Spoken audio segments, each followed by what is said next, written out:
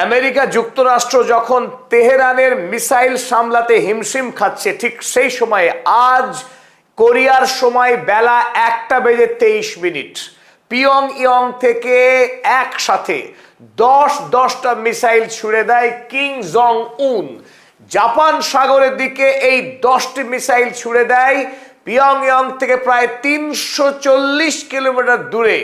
Japan সাগরে গিয়ে এই মিসাইলগুলো ভূপাতিত হয়।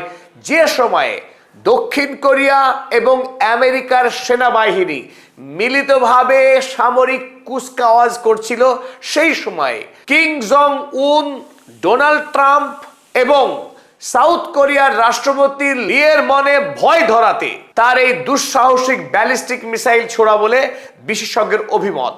এই মুহূর্তে পশ্চিম এশিয়ায় যুদ্ধের আগুন দাউ দাউ করে জ্বলছে।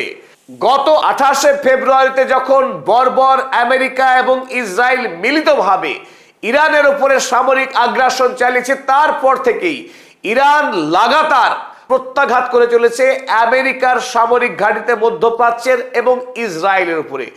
এই মুহূর্তে আমেরিকা ইতিমধ্যেই তার যে আকাশ প্রতিরক্ষা ব্যবস্থা, সেই ব্যবস্থা ভেঙে পড়ার মুখে।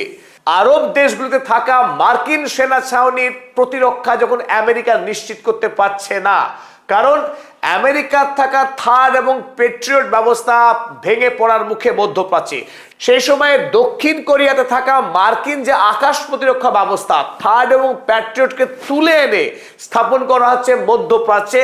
সেই সময়ে কিং জং উন সুযোগ বুঝেই একাধিক ব্যালিস্টিক মিসাইল ছুড়ে দিলেন দক্ষিণ কোরিয়ার বুকে ভয় ধরিয়ে দিয়ে। এদিকে আমেরিকা যুক্তরাষ্ট্র সারা পৃথিবীতে হপ্তা তোলে রাষ্ট্রগুলোকে প্রতিরক্ষা দেওয়ার নামে। কেবলমাত্র সৌদি আরব থেকেই বৎসরে 71 বিলিয়ন মার্কিন ডলার টাকা নিয়ে যায় আমেরিকা আরবের প্রতিরক্ষা দেওয়ার নাম করে। ঠিক একইভাবে উত্তর কোরিয়ার হাত থেকে দক্ষিণ কোরিয়াকে বাঁচাবার নাম করে এই দক্ষিণ কোরিয়া থেকে প্রচুর টাকা আমেরিকা হপ্তা নিয়ে যায় প্রতি বছর।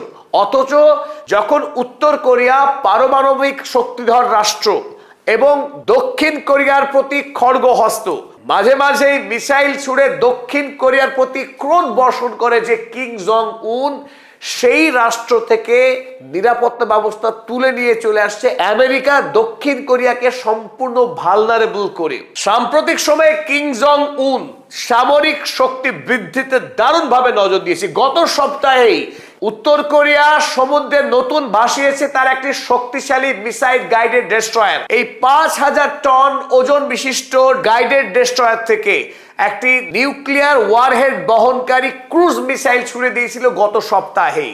তাতেই এই কোরিয়া পেনিনসুলাতে উত্তেজনা তৈরি হয়েছিল। আর আজ নতুন করে 10টি ব্যালিস্টিক মিসাইল ছোড়ার পর এই মুহূর্তে দক্ষিণ কোরিয়া এবং জাপান, এই দুই দেশের মধ্যেই নতুন করে মারাত্মক ভীতির সঞ্চার হয়েছে।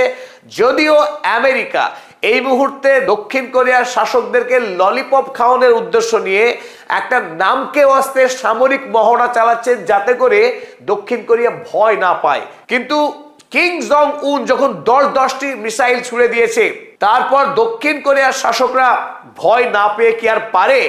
এই মুহূর্তে ডোনাল্ড ট্রাম্পের শরণ নিচ্ছেন প্রেসিডেন্ট লি। ডোনাল্ড ট্রাম্পকে বোঝানোর চেষ্টা করছে যা করেই হোক দক্ষিণ কোরিয়াকে কিং জং উনের হাত থেকে বাঁচাতে হবে। স্বাভাবিকভাবে এইখানে একটা প্রশ্ন জাগছে সবার মনে, কেন কিং জং উন এই সময়টাকে বেছে নিলেন পিয়ংইয়ং থেকে নতুন করে এই মিসাইল পরীক্ষা করবার জন্য? 1 নম্বর কারণ নিশ্চিত, আমেরিকা দক্ষিণ কোরিয়া থেকে তার যে প্রতিরক্ষা ব্যবস্থা, সেই প্রতিরক্ষা ব্যবস্থাকে সরিয়ে নিয়ে এসছে মধ্যপ্রাচ্যে, যাতে করে ইরানের ওপরে সর্বশক্তি দিয়ে ঝাঁপিয়ে পড়তে পারে, ইরানকে পরাস্ত করে তার যে লক্ষ্য ইসরায়েল এবং আমেরিকার আরব দুনিয়াতে একটা অবিসংবাদী সাম্রাজ্য গড়ে তোলার যে লক্ষ্য, সেই লক্ষ্যকে চরিতার্থ করা। আর এই সুযোগে যখন দক্ষিণ কোরিয়ার প্রতিরক্ষা ব্যবস্থা ঢিলে ঢালা, দুর্বল, উত্তর কোরিয়া নতুন করে তার পেশি আস্ফালন করে দেখিয়ে দিচ্ছে যে নর্থ কোরিয়াকে ভুল ভাবলে ডোনাল্ড ট্রাম্প বা দক্ষিণ কোরিয়া ভুল করবে। নর্থ কোরিয়া প্রস্তুত যে কোনো মুহূর্তে ঝাঁপিয়ে পড়তে পারে দক্ষিণ কোরিয়ার উপরে এবং তার পুরনো শত্রুতার বদলা নিয়ে নিতে পারে। তবে এটা যদি প্রত্যক্ষ কারণ হয়, তবে আরো গুরুত্বপূর্ণ কারণ এই, নর্থ কোরিয়া, রাশিয়া, চীন, ইরান এই চার রাষ্ট্রের যে মিত্রতা, এখন যেহেতু